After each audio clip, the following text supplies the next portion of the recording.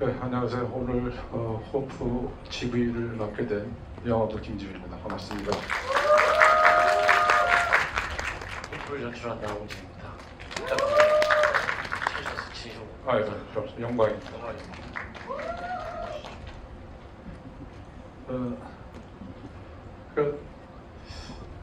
내가 한 영화 감독 되고 GV를 한 100번 넘게 한 것 같은데 사회를 보는 거 처음이거든요. 그래서 혹시 진행이 좀 엉망이 되더라도 예쁘게 봐주시기 바랍니다. 그래도 처음 하시는 걸로 해서 다행이네요. 이게 무슨 말이에요? 새롭잖아요. 이 개봉 7월 15일. 네. 오늘이 한 2주째 되는 거죠. 예, 그렇습니다. 네. 이제 깐느서부터 시작하면 정말 이렇게 쉴 새 없이 달려왔는데 네. 지금 2주차를 맞는 어떤 소외랄까? 뭐 이런 거가 있을까요? 진짜 많은 일이 있었고. 그렇죠. 예. 근데 이제 제일 기억에 남는 건 무대 인사가 제일 기억에 남는 거. 이 계속 사이사로 이제 가서 다 인사드리고 말씀도 나누고 해야 되는 그 변화가 있더라고요. 그 전에는 없었던. 근데 그래서 되게 많은 좋은 에너지를 받고 되게 기분 좋은 그런 경험들을 하고 있는 것 같습니다. 뭐 달라진 거 있었어요? 전화했을 때보다? 그 전에는 이제 여기 서서 이제 인사드리고 말씀드리고 필요하면 사진 찍고 그러고 이제 퇴장하고 그랬는데 이제는 그랬더니 바로 이제 관계자들께서 커뮤니티에 그러면 안 된다. 태도 안 좋다고 올라왔다고 바로 더 들어가서 적극적으로 투입하라고. 그래서 무슨 짧은 거 같은데 뭐 이렇게 모자 쓰고 뭐 이런 거 한번 본 거 같은데. 그분은 저기 청주 사시는 민영 씨라는 분이신데 그분께서 그걸 저한테 자꾸 해달라고 해서 한번 해드렸더니 근데 귀엽던데. 감사합니다. 그런 거 처음인 거죠? 그쵸. 뭐 해보셨어요, 없나요? 아니 저는 이제 거미집은 예.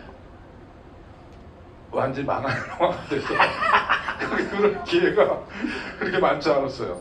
아 그래요? 그래도 경험을 해보셨겠네요.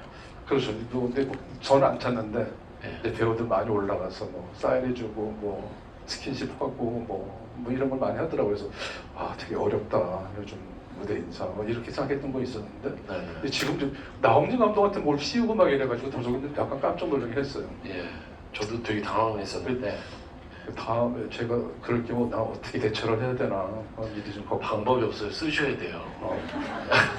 써야 되는 거예요. 또 쓰셔야 됩니다. 안 쓰면 또 관계자들께서 왜 안 쓰셨냐고 쓰셔야 된다 이제. 네, 이제 사실은 그 GV가 너무 훌륭한 감독님들이랑 뭐 GV를 그동안 많이 하셨잖아요. 그래서 저한테 GV 사회를 좀 맡아달라는 얘기를 들어서 그때 왔을 때 아니 영화 잘 만들어 놓고 왜 GV는 망치려고 그러는지 제가 그렇게 생각이 들었다고. 예. 그래서 참 어려운데 일단 오늘 GV는 이제 제가 개인적으로 궁금한 거랑 그리고 이제 여기 오늘 GV를 해야 되니까 제가 이제 그동안에 있었던 인터뷰들을 많이 찾아봤어요. 그래서 인터뷰 찾아봐서 이렇게 이제 적어왔는데 그래서 이미 했던 인터뷰들이고 했던 GV들이지만 이런 얘기들은 같이 오늘 이 자리에 오신 분들이랑 같이 해도 좋을 것 같다 이런 생각이 들어서 몇 가지 적어왔고 그래서 이제 그런 것들을 한번 질문을 해보도록 할게요. 그래서 뭐 호프에 정말 황홀경에 도입 후 60분까지는 그런 지경까지는 못 가겠지만 아주 꽉 찬 50분 1시간을 여러분과 함께 GV를 진행해 보도록 하겠습니다. 감사합니다. 그럼 저한테 혹시 질문 같은 거 있어요? 아니 그날 뭐 시사회 때 말씀을 우리가 다 해주셔서 저는 그때 처음 이 영화를 봤을 때 되게 nomnomnom 생각이 많이 나더라고요. 예, 그 말씀 그때 했었죠. 예. 영화 신들 보면서 그러니까 정말 어렵게 찍었을 텐데 저 씬이 그냥 나오는 씬이 아닌데 뭐 이런 생각도 들고 그래서 내가 이거를 객관적으로 보지는 못하겠구나 생각이 들었는데 또 갑자기 또 잊어버리고 영화에 빠지고 뭐 이런 것이 들락날락거리면서 정말 황홀경의 2시간 반을 봤던 것 같아요. 그래서 저는 한 30분 더 있었으면 어땠을까, 더 좋지 않았을까, 막 이런 좀 아쉽더라고 빨리 끝나는 게. 그래서 2, 30분 더 봤으면 하는 생각이 들었어요. 그래서 정말 2탄을 기대하고 있는데 그건 뭐 차차 나중에 얘기하기로 하고요.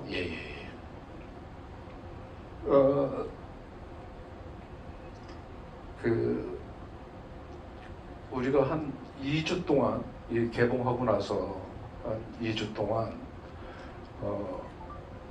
정말 나홍진과 함께 호프와 함께 지낸 2주가 아닌가 생각이 들어요. 그게 무슨 SNS만 보고 뭐 미디어만 틀면 다 호프 얘기만 하는 거예요. 그래서 이렇게 뭐 최근 10년 동안 거슬러 올라가서 소급해서 이렇게 뜨겁고 이렇게 논쟁적인 영화가 있었던가 기억이 없거든요. 그래서 정말 너무 설도 많고 또 어떤 경론의 어떤 뭐 얘기들 너무 난무하고 이러는데 이참에 이제 그런 것들 다 차치하고 다시 이제 이 영화의 기본적인 정의를 내린다는 어떤 의미에서 이 영화의 새로운 출발점이 무엇인지 어디서부터 이야기가 시작된 건지 처음 구상. 제가 이제 시나리오를 2018년도에 완성했다는 얘기를 들었고 또 하나는 미국의 어떤 호프라는 마을에 가서 이 영화를 처음 떠올리기 시작했다고 얘기를 들었는데 그 얘기 좀 한번 이 출발선이 어떤 것이었는지 시작을 한번 말씀해 주시죠. 그 모든 감독님들이 그러하시겠지만 시나리오를 이걸 써봐도 되겠다 싶은 이 동기는 하나일 경우가 적잖아요. 뭐 여러 가지의 동기들이 강하게 압박을 해오고 그래야 이거를 써도 되겠구나라는 이제 확신이 들고 그래야 이제 시나리오를 쓰기 시작할 텐데 이 영화도 되게 많은 동기가 있었어요. 그래서 감독님께서 지금 말씀해 주신 동기들이야 이미 언급을 한 건데 제가 이미 언급을 한 것 중에서 뭐 여러 가지가 있었죠. 근데 이 인간의 지금 현실에서 우리가 뉴스나 뭐 여러 가지를 통해서 볼 수 있는 지금 현재 인간들의 어떤 그런 세태들에 대해서 어떻게 이해할 것이냐, 시점을 어디다 두는 게 좋겠느냐라고 말씀을 드렸었는데 이제는 이걸 우주적 관점에서 이 인간을 좀 바라보고 싶다는 생각이 제일 컸던 것 같아요. 여러 가지 요소들도 많았지만 그래서 우주적인 관점에서 인간을 바라보는데 이것을 제가 종교 뭐 이런 의 입장에서의 그 시선일 수도 있다라는 말씀을 드렸거든요. 그러니까 여기에 재밌는 게 있는 거죠. 우주와 신은 같은 개념 안에서는 그 반대적인 입장을 취하고 있다라고 저는 생각을 했기 때문에 마치 그 높은 부관에서 인간을 내려다봤을 때 신의 입장에서도 인간을 내려다볼 수 있겠고 우주적인 관점이라고도 얘기할 수 있겠지만 뭐 대척되는 말일 수도 있다라고 생각을 해서 거기서부터 재미를 느꼈고 그렇게 이야기를 풀어나가려고 했던 것 같아요.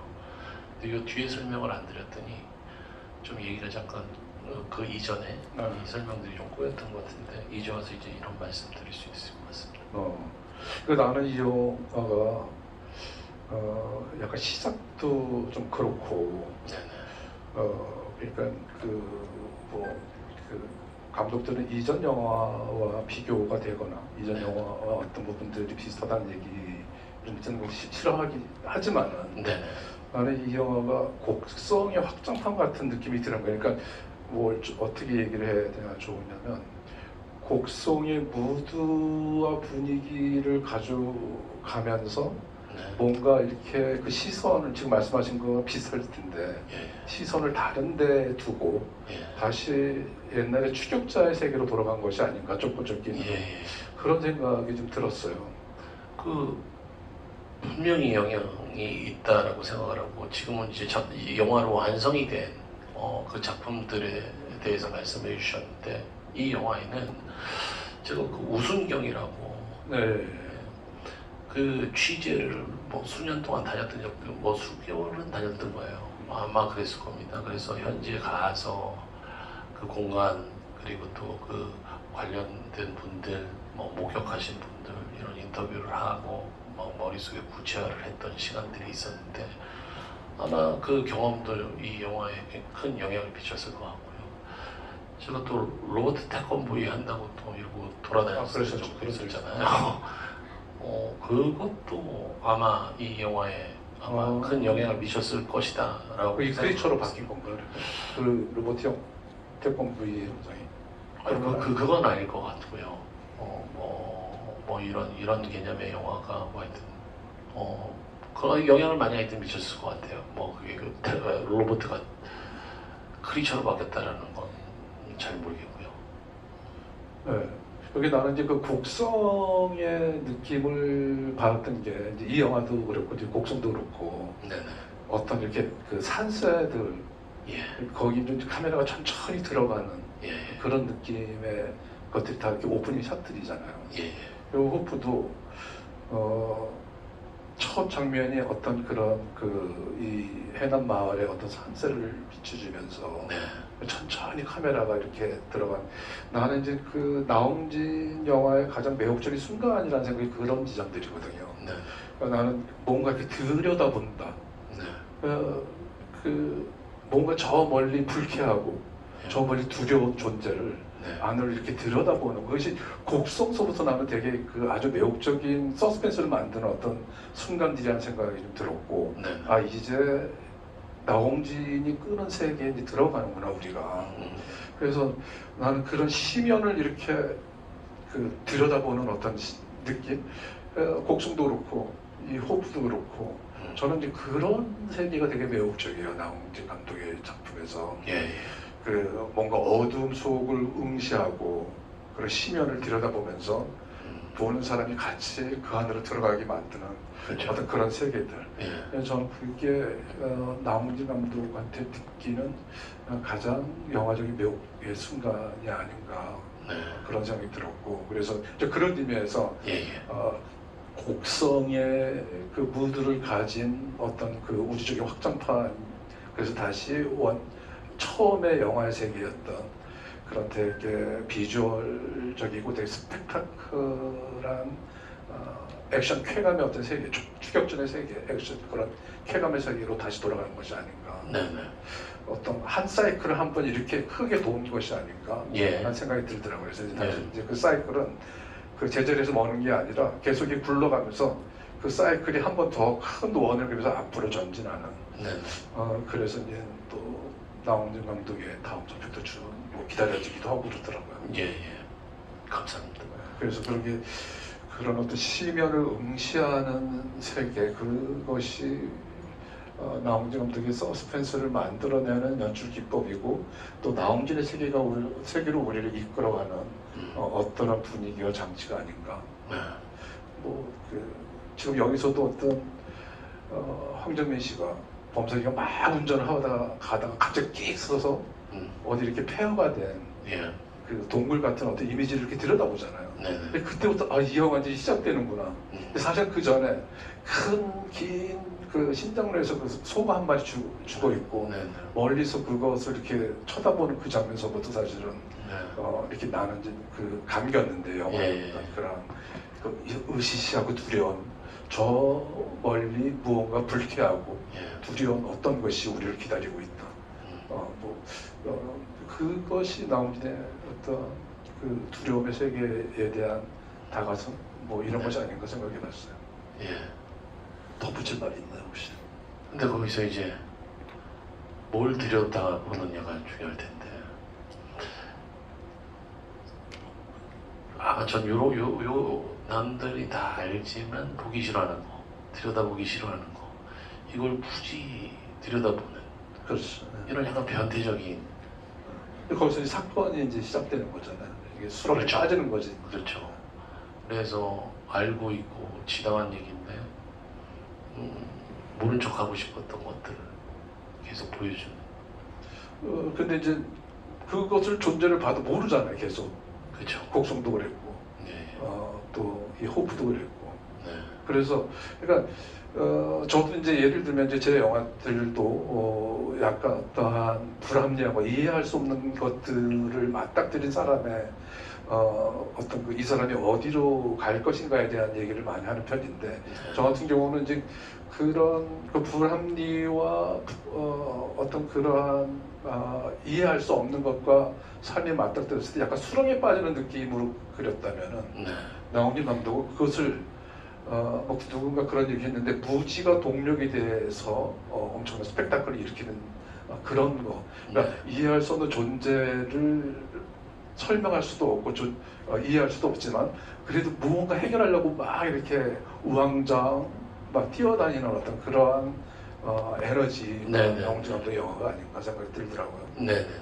그래서 그런 지점이 저랑 좀 다른 부분이고, 네. 그게 바로 나홍진 감독의 상업성이 아닌가 그런 생각도 들었어요. 아 예. 아니 그 나쁜 의미가 아니라 그래야 영화가 재밌어지니까. 예. 네. 감사합니다. 그런 거 아닌가? 저도 그렇게 생각합니다. 네. 예. 그 사업성이라는 게 뭐 꼭 그런 게 아니라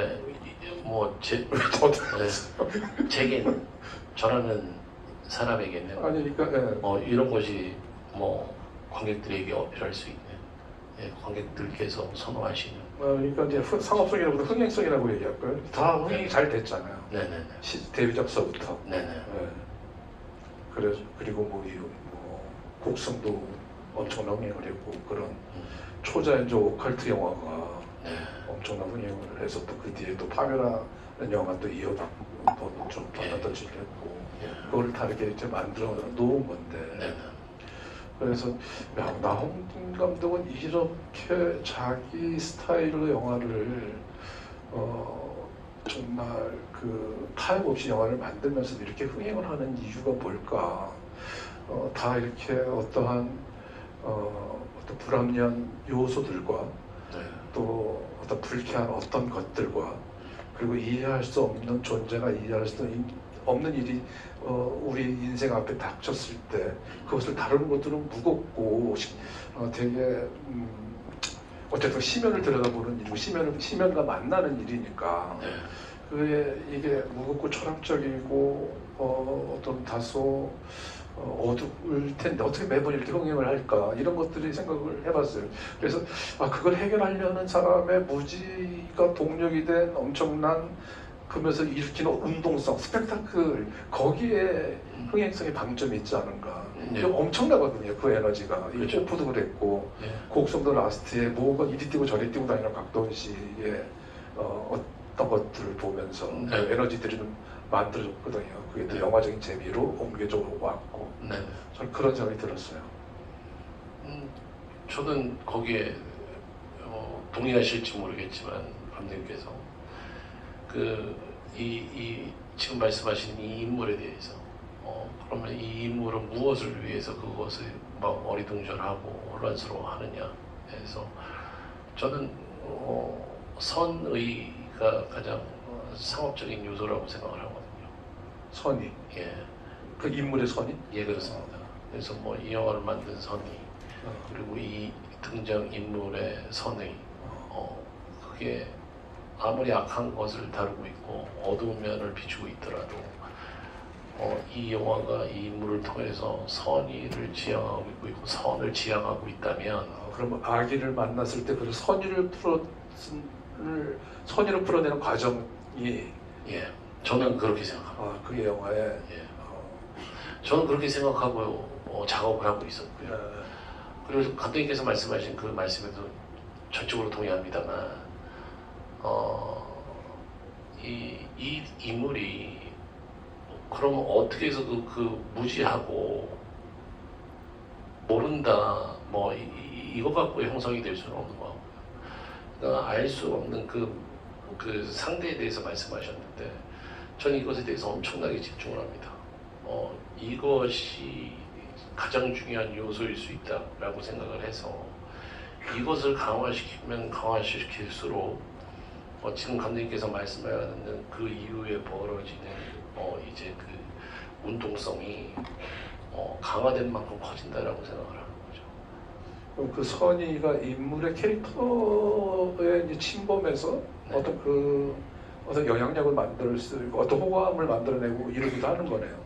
예를 들면 우리가 범죄이나 여기 나오는 인물들이 다 악의는 없지만은 그렇죠.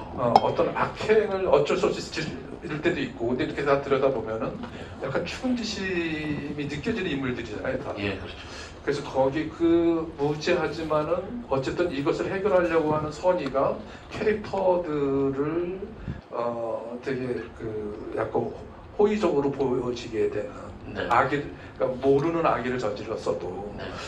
그렇게 해석이 될 수 있겠네요. 그렇죠. 그래서 이번에 나오는 이 영화에 나오는 모든 인물들이 다 그냥 뭐라 그럴까 다 이렇게 재밌고 이쁘더라고요. 예. 그래서 그런 말씀이 영화 안에 캐릭터 안에 들어가는 게 아닌가 생각이 드네요. 네. 말씀드렸지만 아주 높은 부감적인 그 시선으로 인간을 바라보고자 했다라는 거죠. 그러니까 캐릭터의 다양성이 그리고 그 캐릭터의 그 내면의 그 심화된 깊이나 밀도가 그냥 인간을 그냥 하나로 거의 봐도 된다라고 싶을 정도로 그렇게 디자인을 하려고 했었어요. 근데 그 과정에서 이런 거죠. 여기는 진짜 끔찍한 악행을 저지른 놈도 있고, 그죠? 이런 놈도 있는데, 하여튼 그게 끔찍하다고 표현이 될지 모르겠지만, 그 모든 이유가 이해되는 듯한 느낌의 영화를 만들고 싶었어요. 캐릭터들이 이유는 그렇게 대단한 존재가 아니라는 인식을 갖고 그 시선을 유지한 채 영화를 만들어 보고 싶었거든요. 이 영화는 너무 간단하죠. 굉장히 고립된 곳에 사는 그래서 그 고립된 곳에서 모여 사는 이 사람들의 어떤 그 유대감, 결속력, 그 마을 사람들. 예, 그렇죠. 곡성하고 비슷한 구조인데. 그렇죠. 이게 경찰이 이제 두 번 다 그 주인공들이 경찰이고. 예, 맞습니다. 약간 일종의 향찰이죠, 향찰. 그렇죠. 근데 여기 침입을 한 거죠. 그렇죠. 무언가가. 그랬을 때 보이는 이들의 대응을 얘기하는 거예요. 근데 이들의 이 대응이 납득이 가기도 하지만 좀 지나치다 납득이 가지 않기도 하고 이러면서 도대체 이 침입자에 대해서 이제 바라보는 얘기인데 곡성은 그것에 대해서 초자연적인 얘기를 했고 목적이 이거였어요. 그러니까 비슷할 수 있는데 제가 곡성을 만든 이유는 단 하나였습니다. 그냥 한마디로 말씀드리자면 세상의 모든 불행을 겪은 분들에게 이 불행은 당신의 잘못으로 인해서 당신에게 다가온 것이 아니다. 미안하지만 당신과 무관한 당신이 어쩔 수 없는 존재가 당신과 무관하게 이 일을 디자인한 것이고 당신과는 상관이 없다. 그러니까 죄책감을 갖지 말라.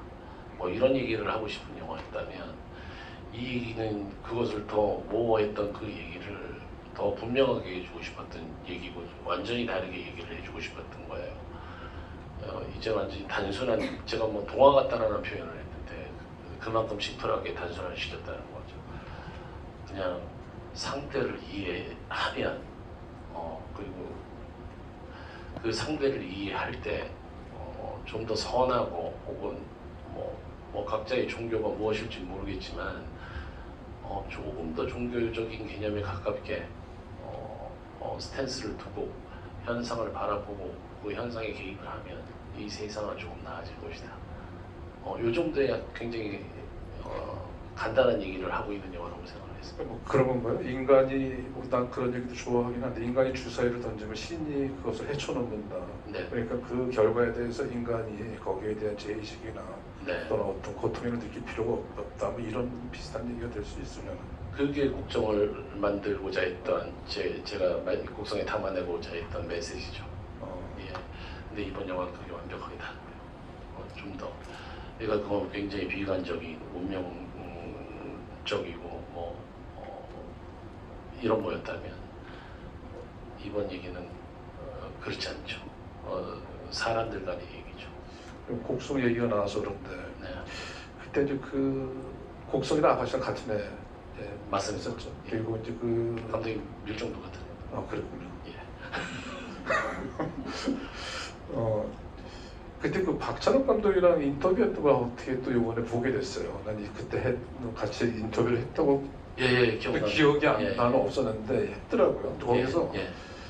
되게 이상한 얘기를 나홍재 감독이 했더라고요. 인터뷰 중에. 그냥 말린 거 아닐까요? 그런 것 같지 않았어요. 말렸다 박찬욱 감독이 말렸던 거.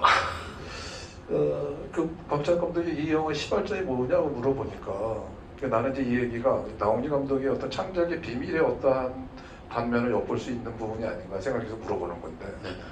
이 곡성을 만들게 된 이유가 뭐냐고 물어보니까 나홍재 감독이 뭐라고 했냐면 무언가 다가오는 걸 느꼈기 때문에 라는 얘기를 했어요. 네, 예. 이게 무슨 말이에요?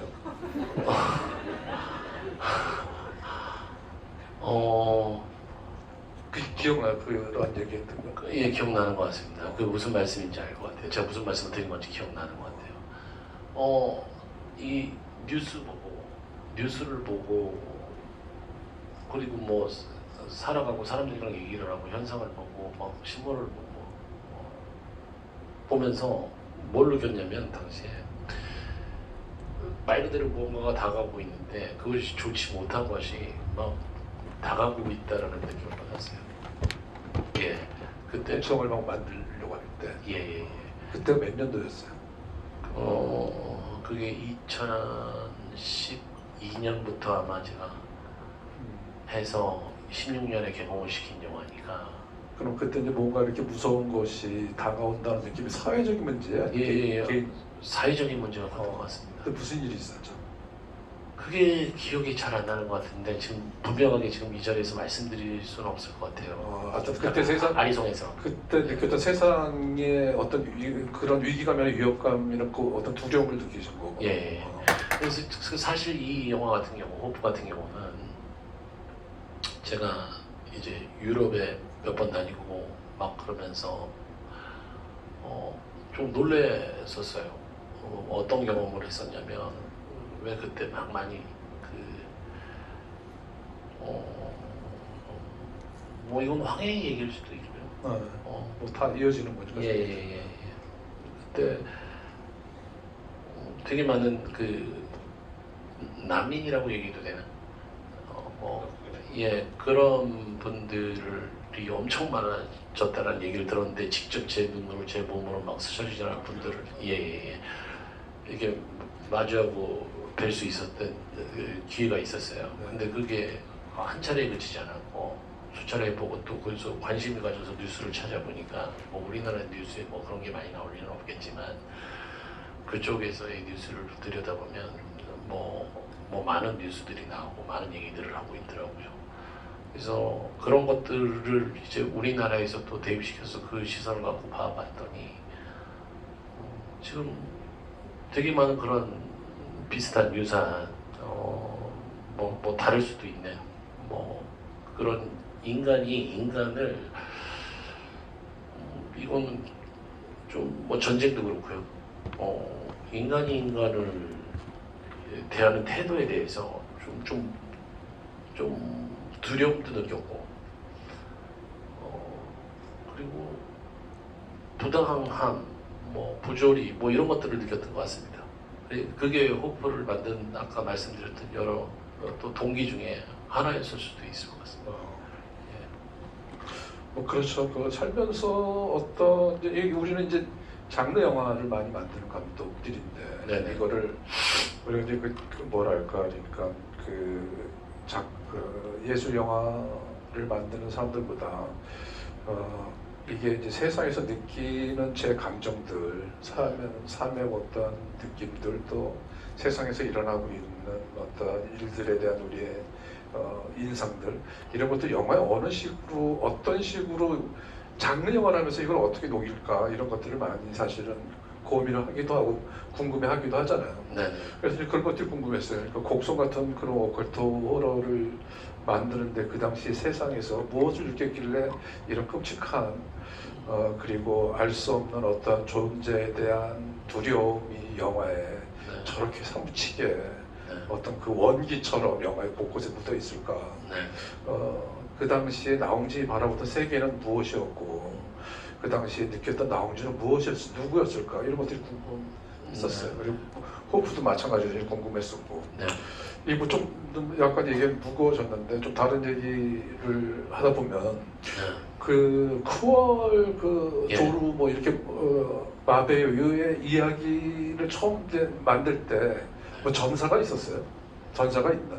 요즘 보니까 AI로 막 팬덤 그 동영상들이 많이 다니더라고요. 그래서 막 그 마베유랑 이렇게 같이 인터뷰도 하고 막 같이 하면서 뭐 그런 거 하고 싶어졌어요. 예, 봤습니다. 예. 퀄리티가 되게 좋던데. 영화보다 나은 것 같습니다. 낫다고는 얘기할 수 없지만 이렇게 쉽게 나온다고 이게 약간 그런 생각을 했어요. 얼척이 없죠. 그렇죠. 예. 그래서 이게 도대체 무슨 어떤 속상하죠. 어떻게 되는 건지. 예. 아니 그 표정도 되게 잘하더라고요, 연기를. 그렇죠. 그래서 되게 놀라고 재밌었는데 네. 이게 뭐예요? 혹시 전사가 있었어요? 그 앞에 그들에 대한 얘기들? 뭐 조인성 선배가 뭐 같이 뭐 이런 얘기도 하고 있었는데 그런 건 하나도 없고요. 뭐 그런 아니 그 인터뷰에서 걔네들이 하는 인터뷰. 예, 조인성 선배 뭐 그런 거 하나도 없고요, 이 영화에.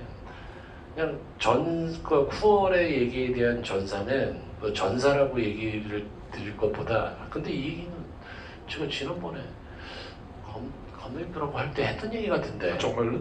아닌가? 이동진 평론가님하고 그 지부할 때 했던 얘기 같은데, 그죠? 그래서 이미 했던 얘기 같아서 다른 말씀을 좀 드리자면, 많은 말씀들을 해주시고 이 영화를 그렇게 해석하시고 그렇게 바라봐 주시는 건 관객 여러분들의 뭐 권리죠. 그래서 뭐 제가 그것이 기다 아니다 이런 말씀 드릴 수 없는 입장이다라는 거 잘 알고 있습니다. 그냥 제가 지금 드리는 말씀은 제가 이 이야기를 구성하고 이 이야기를 만들 때 제 입장이었다라는 것이고 그분들이 틀리다는 말씀을 드리는 건 아니에요. 저는 이 얘기가 너무 쉬운 얘기라고 생각을 했기 때문에 뭐 몇 가지의 트릭을 넣었을 뿐이에요. 일단 상대를 인간이 아니라 외계인으로 만들어놨어요. 이게 인간일 수도 있죠. 근데 얘들을 외계인으로 만들어 놓고요. 그게 지금 말씀하신 엔딩이나 뭐 이 영화가 이쪽으로 약간 치우쳐진 장르일 수 있는가? 물론 전사도 있고 뭐 시퀄도 있습니다만 큰 목적은 그거였던 것 같아요. 인간과 인간의 얘기로 뭐 디자인을 해도 뭐 그렇게 크게 뭐 많이 달라졌겠지만 뭐 이런 영화는 될 수 없었겠지만 무관한 얘기였고요. 처음 시작할 때 그러면 이런 거예요. 처음에 이 영화 보셨으니까 그 죽은 외계인 아이가 보이는데 그 시점이죠. 그 시점이면 이제 관객에게 영화는 뭐 웬만한 정보는 다 건네준 상황인 거죠.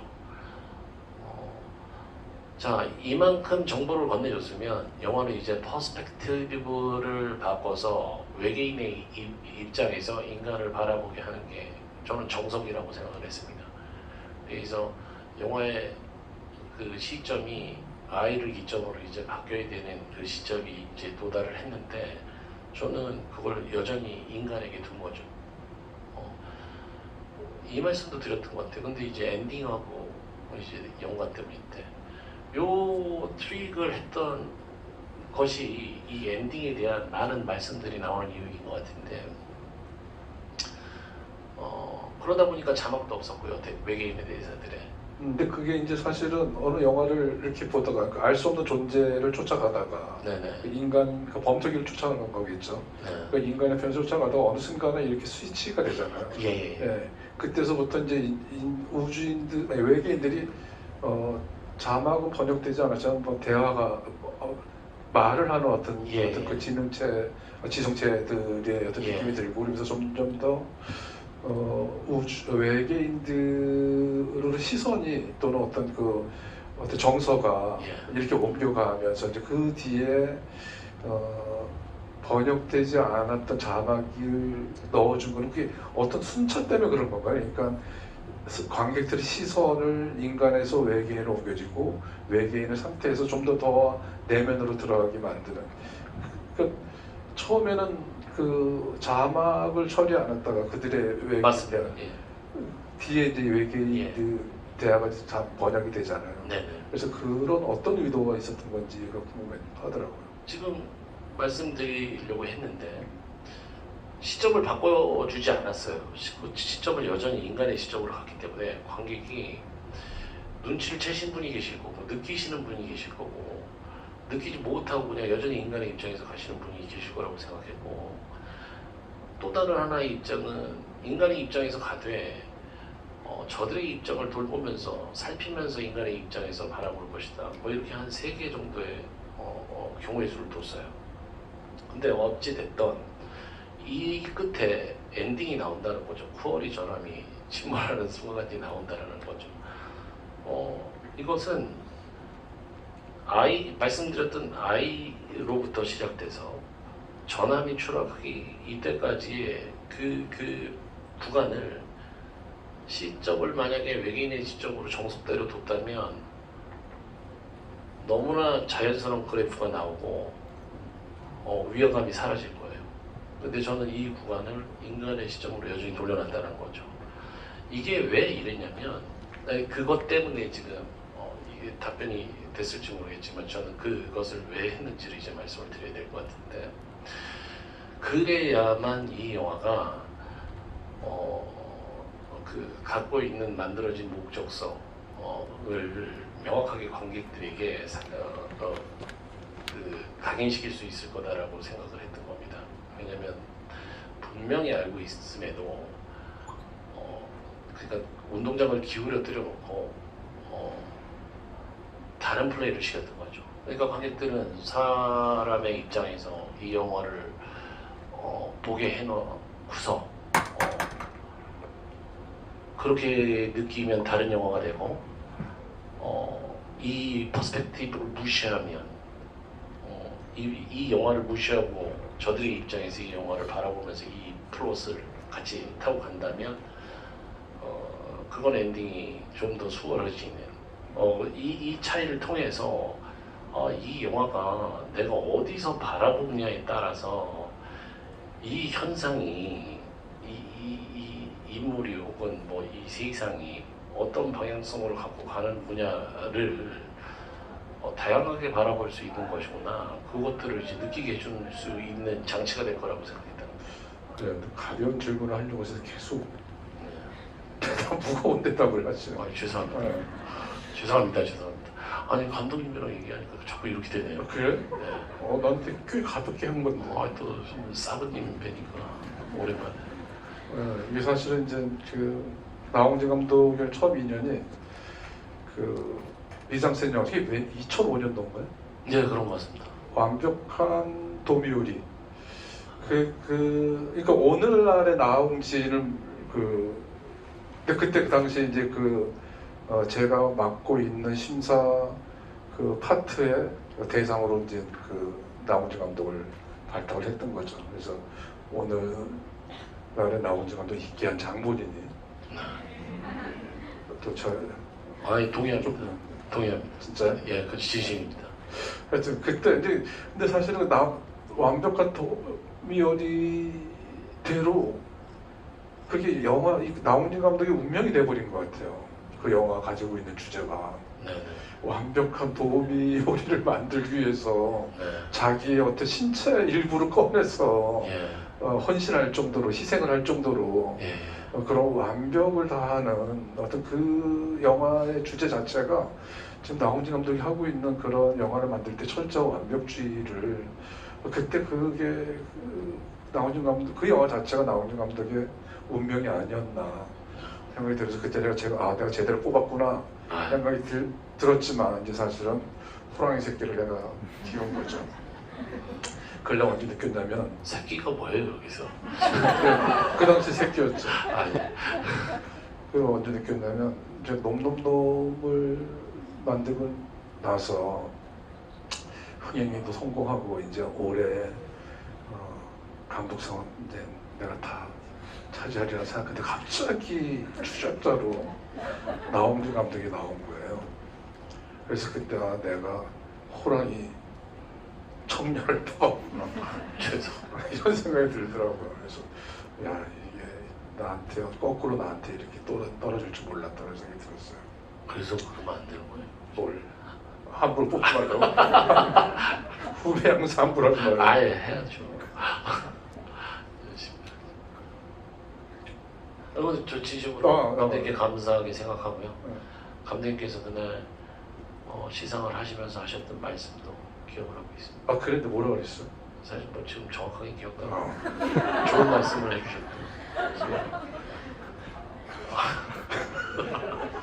좋은 말 했겠지 그럼 내가 보면서 뭐 다른 뭐 영화의 장점 단점을 얘기했겠어? 되게 좋은 말씀 해주셨어요. 되게 기억 좀 해봐요. 멋있게. 지금요? 제가 이따가 말씀드릴게요. 그 이 영화는 이제 설들이 많잖아. 예. 그 켈리? 그 아이 할리. 예. 걔 예수설도 있더라고요. 예. 그 뭐 부활한다는 얘기. 예. 그리고 뭐 그 또 보니까 뭐 조인성의 외계인설도 그 너무나 예. 유명하고. 예. 그 왜 안 죽는 거예요? 이름 때문에 그런가? 이름 때문에 죽을 수 없나?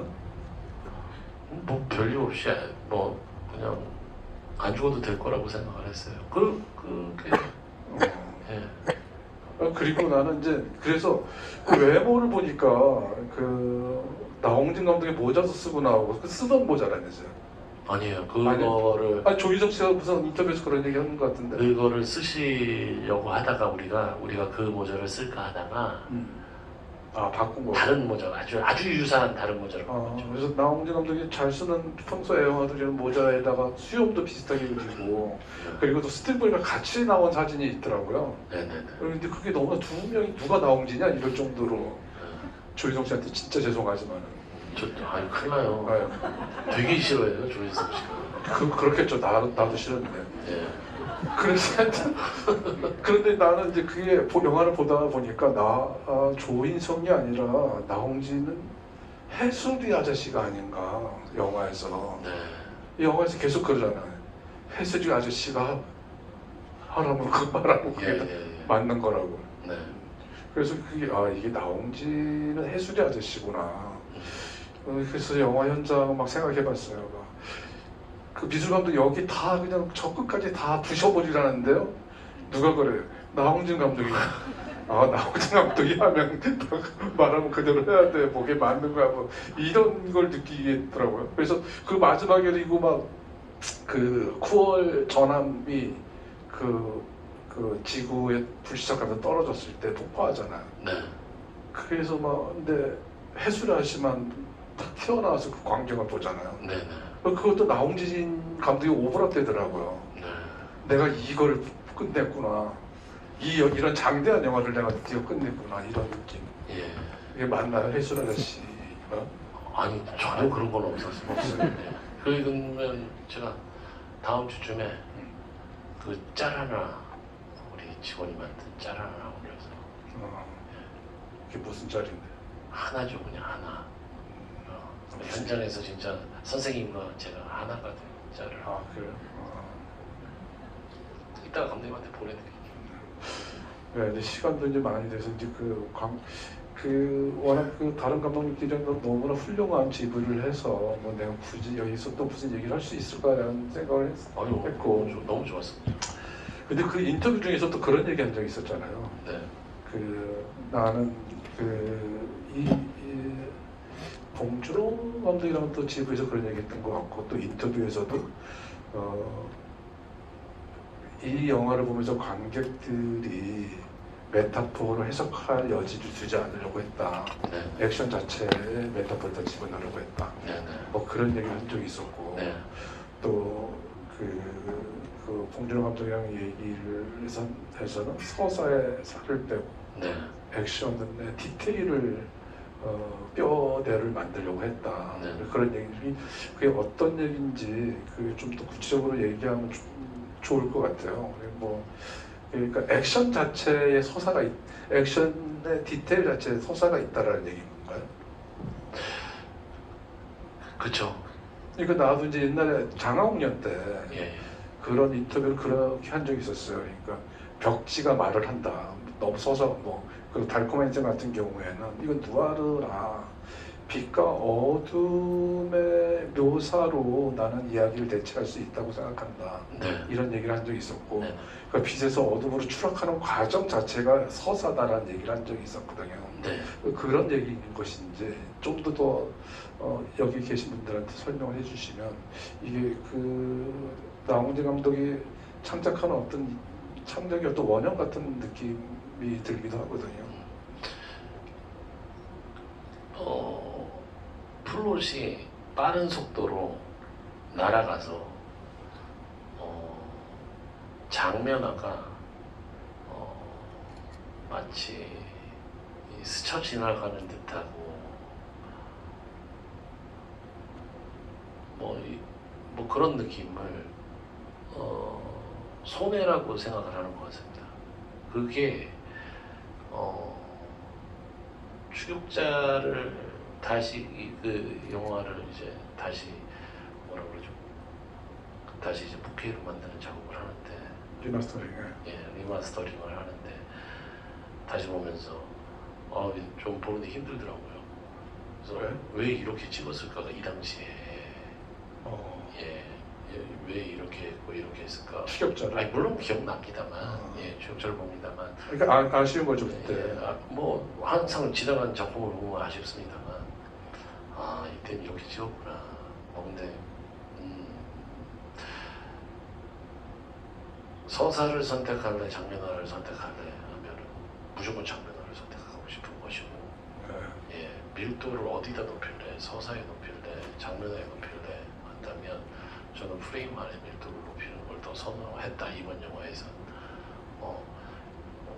곡성은 굉장히 서사의 밀도를 높이기 위해서 굉장히 노력했고, 곡성도 뭐 새로운 시도를 하려고 노력했던 시나리오죠. 클라이막스 때 일말의 액션도 집어넣지 않겠다. 오로지 그 다이얼로그로 그냥 최대의 절정물 값을 한번 뽑아내보고 싶다. 뭐 이런 욕심이 있고 이런 작품이었다면 이번 영화는 지금 영화를 만들면서 욕심을 낼 수 있고 담아내고자 하는 그 모든 요소들을 장면화에 다 집어넣고 싶었어요. 만약에 제가 이 시작과 끝의 이야기를 한 편의 이야기로 만들 수 있었습니다. 그 뒤에 이야기들이 더 있었는데 그것들을 좀만 더 정리를 하면 한 편에 다 넣을 수 있었을 텐데 그때 명확하게 느낀 건 이러면 뭐가 남겠는가 라는 생각이 강하게 들었었고요. 이렇게 가야만 하겠다라고 생각해서 그때 확신했거든요. 이렇게 가야 된다. 장면화에 모든 것들을 다 쏟아붓자. 근데 사실은 어떤 면에서는 미장센 그게 미장센이잖아요. 네네네.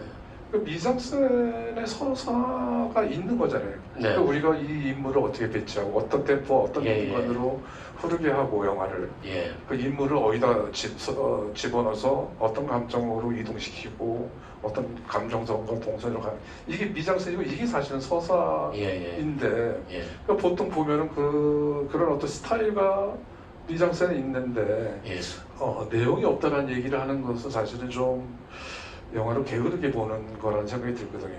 그렇죠. 그것은 사실 뭐 이런 거죠. 지금 처음에 서두에도 감독님께서 50분, 60분에 달하는 영화의 초반을 말씀해 주셨는데 그거는 한마디로도 이 줄거리를 얘기해 줄 수 있죠.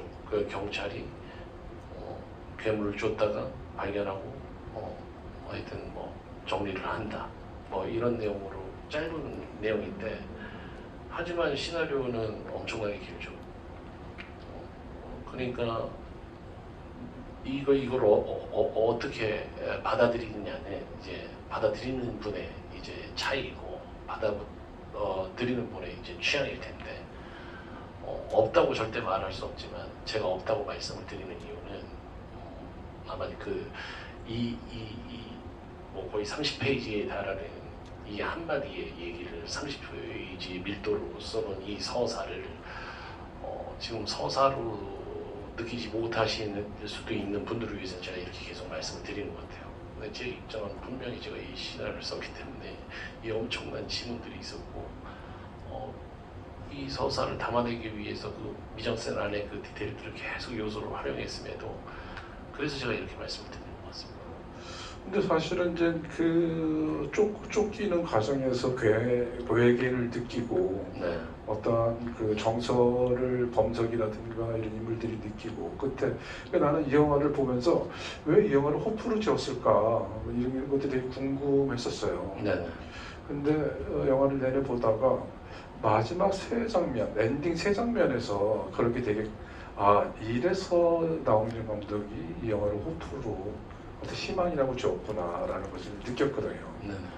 그러니까 일단 첫 번째 그 외계인들의 동기는 그들 좀 더 그들이 적합한 내적 동기가 있었겠지만 어쨌든 뭔가 지금 파멸과 재앙의 어떠한 현상을 보면서도 끝까지 그것을 보이는 것이 다가 아닌 어떤 믿음에 대한 고찰이라든가 성찰이라든가 그래서 끝까지 힘을 잃지 않는 그 장면이 있었고 그 뒤에 이제 모든 걸 다 차홍이니 뭐니 차까지 다 뺏기고 계속 차와 말로 막 쫓아다니다가 쫓기고 또는 쫓아가고 이러다가 이제 결국 다 차까지 다 이제 방치한 상태에서 총만 겨우 들고 자기 앞가리 말씀에 총만 겨우 들고 막 뛰어가면서 범석과 그 성애가 나누는 대화들 이런 것들 그러니까 그 대화들이 그렇잖아요. 지금 이제 마을이 어떻게 초토화가 다 됐고 거의 폐허가 되다시피 됐는데 성애가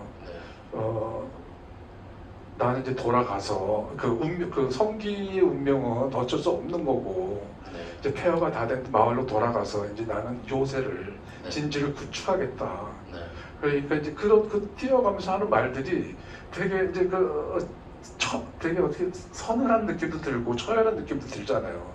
다 쏟아붓고 겨우 총 한 자루만 들고 계속 뭔가 추격을 벌이고 뭐 도망가고 이러다가 이제 몸뚱아리만 남은 상태에서 폐허가 된 마을로 돌아가서 다시 진지를 요새를 구축하겠다. 그런데 범석이는 조용히 좀 하자고 이제 그만 얘기하라고 그런데 왜 마음이 좀 이상해 이러면서 뛰어가면서 얘기하는 게 나는 뭔가 측은하고 처연하고 슬프지만 뭔가 거기서 희망 같은 걸 느꼈어요. 그래서 나홍진 감독이 호프를 통해서 자 이제 모든 걸 다 폐허화시키고 완전히 이 폐허화된 이것에서 새로 돌을 쌓자 새로 시작하자 이런 얘기를 하자는 것이 아닌가. 지금 거의 절망의 상태고 다시 이거를 고쳤을 수는 없으니까 모든 걸 다 폐허화시키고 다시 무언가를 다시 쌓자 이런 얘기를 한 것이 아닌가 생각이 들었고 그리고 또 마지막에 결정적으로 죽은 자 어떤 성리가 계속 살아남는 이런 그러니까 뭔가 희망의 어떤 비주얼들이 세 개가 연달아 있더라고요. 그래서 나홍진 감독이 희망에 대한 제목을 진 이유가 이런 게 있었고 2탄에서 이제 이것을 제대로 보여주겠구나 생각을 하게 됐어요. 근데 이 해석이 맞는 건 잘 모르지만 의견이니까 사실이거나 사실이 아니거나 중요하지 않죠. 저의 의견과 되게 비슷하고 저도 그렇게 생각하는 엔딩입니다. 그래서 근데 이 영화는 지금 아직 이 얘기를 하기는 되게 빠를 수도 있지만은 그냥 각종 OTT 플랫폼에서 엄청나게 얘기들을 할 텐데 지금 계획 같은 것들이 있어요. 얘기를 하거나 이런 건 있어요. 제가 알기로는 아직까지 OTT 플랫폼에서 이 영화를 상영할 계획은 없는 걸로 알고 있습니다. 아 그래요? 그럼 개손이 극장에서 더 볼 수.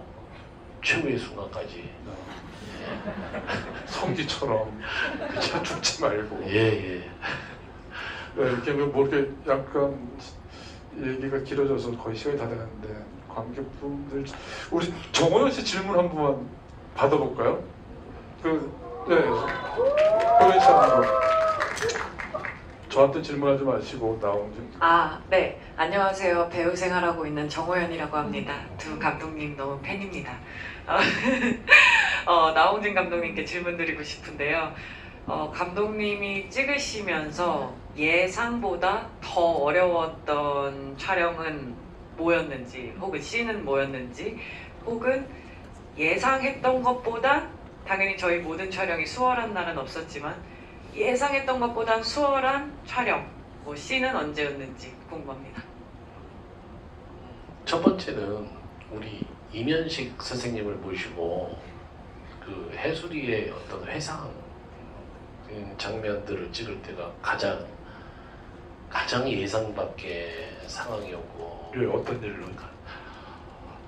아니 이제 조인성 씨가 연기 오래 하셨잖아요. 옛날부터 드라마. 그렇죠. 예, 청춘스타였죠. 예, 그래서 지금도 스타지만. 예, 옛날부터 그 드라마 쪽에 상황을 많이 알고 계시는데 그때까지 한마디도 안 하다가 세상에 선생님께서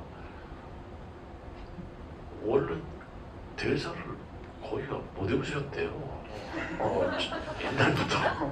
아니, 지금 엄청 몇 페이지 되는 대사 아니에요? 그 분량이? 그러니까요. 그렇게 기대된 대사였는데 그 얘기를 세상에 늦게 하는 걸? 그 현장에서 그 얘기를 해주시더라고요. 현장에서? 직접 경험해봤다가 아이고야 큰일 나는 줄 알았습니다. 진짜 당황했었고 그 호연 씨랑 같이 찍었잖아요. 그렇죠. 호연 씨가 그거 한번 보시면은 얼굴이 새까매요.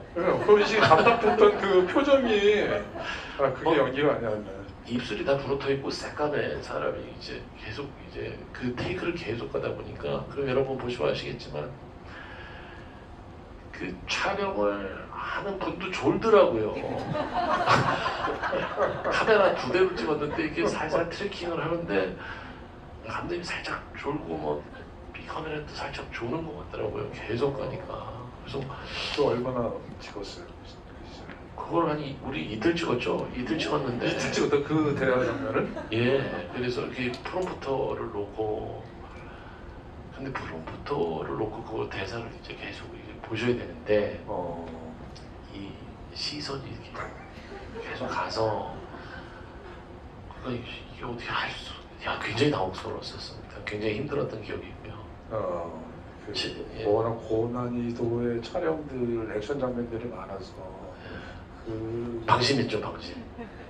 그게 제일 어려웠던 장면이 아니라 그 장면이 제일 어려웠던 장면이었군요. 예. 그리고 제일 쉬웠던 장면은 성기가 말에서 차로 옮겨 타고 막 이런 장면이었는데 그 장면이 오히려 제일 쉽게 끝났던 것 같습니다. 정말? 예. 저는 그거 뭐 한 며칠 찍을 줄 알았습니다. 아니 근데 그 아스팔트 그 고가도로 성길이에 있는 성기대교. 예. 그게 우리나라에서 제일 높은 다리잖아요. 지금 이제 폐쇄됐지만은. 아 그래요? 네, 우리나라에서 그게 한 50m 될 거야 아마.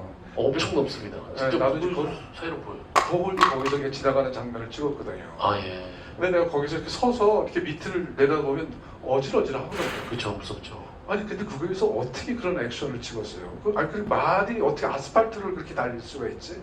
그래서 아스팔트를 달리기 위해서 말발굽에 이제 그 정리를 뭐를 해줬죠. 했구나. 예. 뭐 아충제 같은 걸 했구나. 예. 깜짝 놀랐어. 어떻게 저 말이 아스팔트 저걸 꽤 찍었을 텐데 액션도 워낙 길고.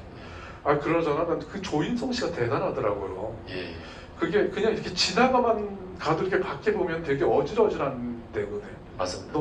근데 거기서 말을 위에 타서 그럼 상체가 그 다리 난간 이후로 올라올 텐데. 그렇죠.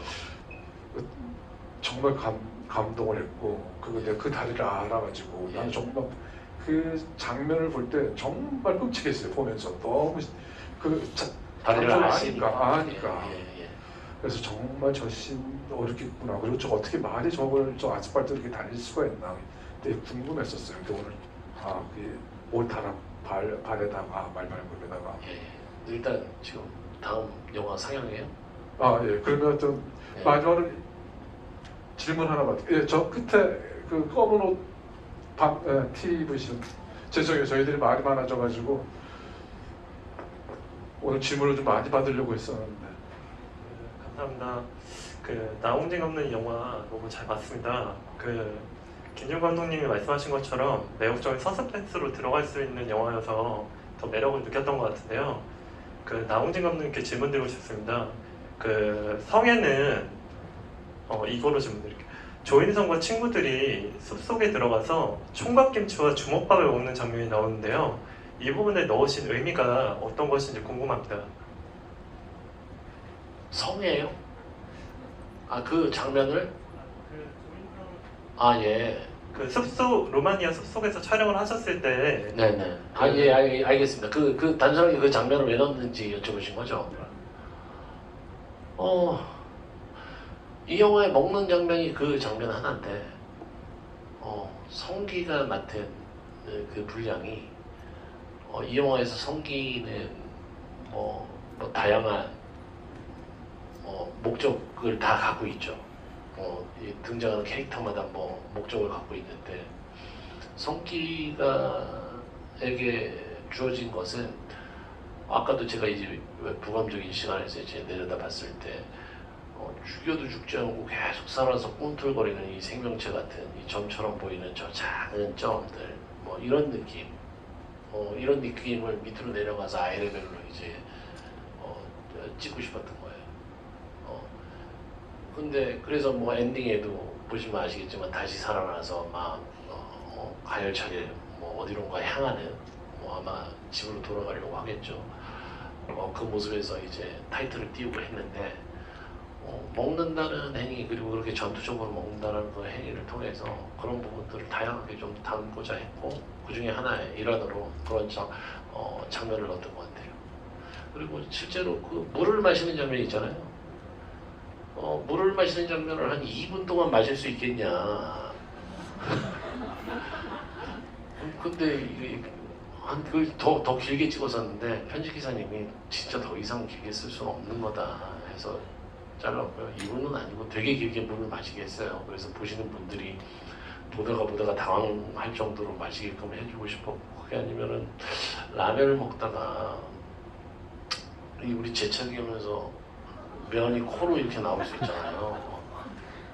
그걸 CG랑 해서 다시 이렇게 먹으면서 이런 장면도 한번 넣어보고 싶었고 하여튼 그런 생존, 생존력 이런 부분들을 다양한 표현하는 그 파트였고 그 중에 일환으로 그 장면을 썼습니다.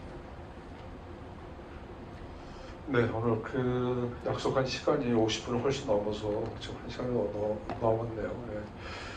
그래서 저는 이제 팬데믹 이후로 이제 한국 영화들이 위축이 많이 됐고 회복이 많이 더딘 것도 또 한국이 또 많이 더디더라고요.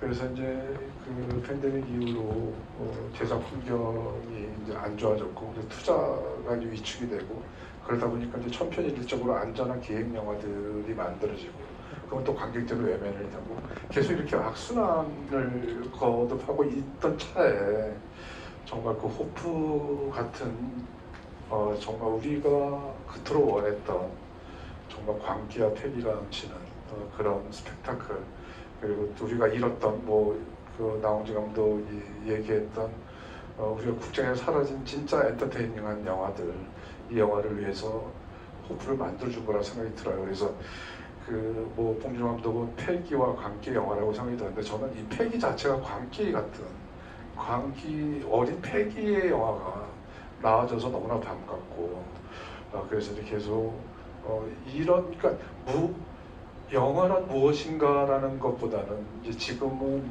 무엇이 영화인가를 질문할 때가 아닌가 생각이 들어요.